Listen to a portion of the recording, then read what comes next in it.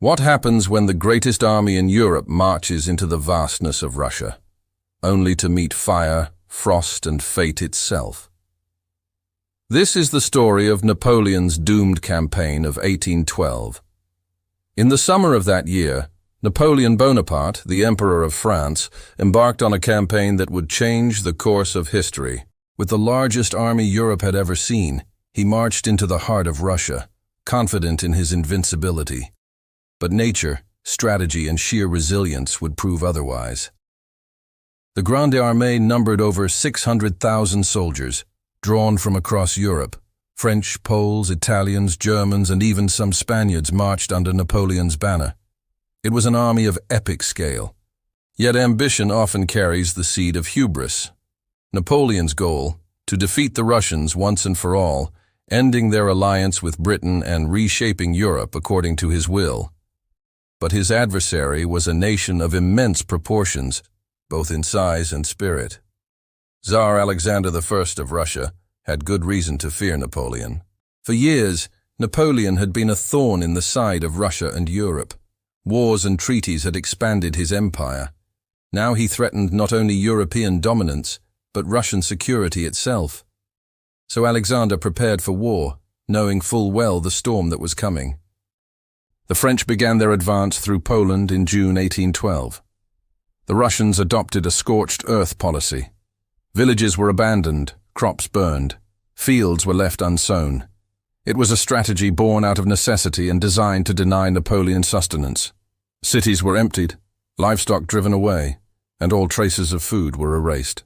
Napoleon hoped to avoid such measures, believing his Grande Armée could live off the land. But the Russians, masters of the terrain, thwarted this plan. The French found meager rations and empty stores, forcing them to rely on their supplies, which were inadequate for such a prolonged campaign. By July, the French were deep in Russian territory, their numbers swollen to over 700,000, including 60,000 cavalry, 300 cannon, and countless supply wagons. Yet they faced an invisible enemy, hunger. The Russians, true to their strategy, had vanished. Napoleon searched for his elusive foe, eager to deliver the decisive blow that would end the war. But they danced just out of his grasp. Frustration mounted among the Grande Armée, who grew weary of chasing a phantom enemy. They longed for a battle, for a chance to test their arms against the Russians, to prove their superiority. But the Russians remained elusive, haunting the vast landscape, striking swift, sudden blows and then disappearing into the wilderness. Finally, on September 7, 1812, the two armies clashed near the village of Borodino. It was a battle of unprecedented scale, one of the largest in history. Over 70,000 soldiers were killed or wounded in a single day. French and Russian, man and horse alike, fell victim to the relentless musketry and artillery fire. The smoke and stench of death hung heavy over the battlefield.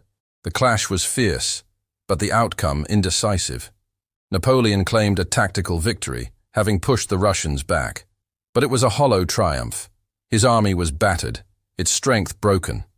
The dead lay strewn across the battlefield, a grim testament to the day's carnage. Among them were many talented young officers, victims of the senseless waste of war. Their potential cut short, their dreams and ambitions turned to dust. Realizing the cost of ambition was mounting, Napoleon sought a swift end to the conflict. He pressed on toward Moscow, hoping to force the Russians to surrender. But what he found was a city in flames. The Russians had retreated, leaving behind a burning capital. Napoleon's troops entered a ghost town.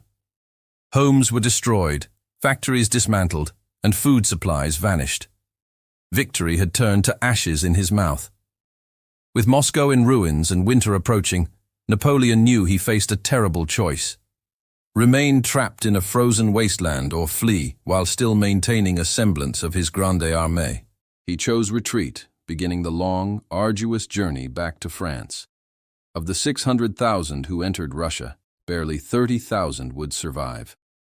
Starvation, disease, the relentless Russian cold and constant Russian attacks decimated the once mighty army.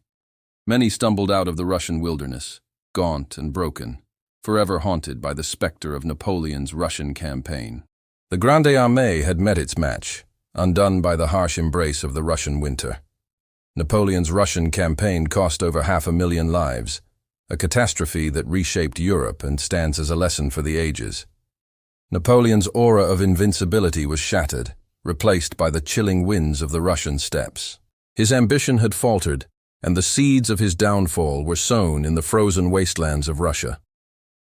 Weakened by his Russian disaster and successive defeats across Europe, he was forced to abdicate in 1814 and exiled to the island of Elba. And that is how ambition froze on the fields of Russia. Did you know that during Napoleon's invasion of Russia, an estimated 300,000 civilians died of starvation for every soldier that perished? The human cost of war is immeasurable, but the Russian campaign offers a glimpse into the depths of human suffering. The burning of Moscow serves as a potent symbol of the destruction wrought by war, a stark reminder of the fragility of civilization in the face of conflict. If you enjoyed this story, hit like, subscribe, and join us next time for more turning points that shaped our world.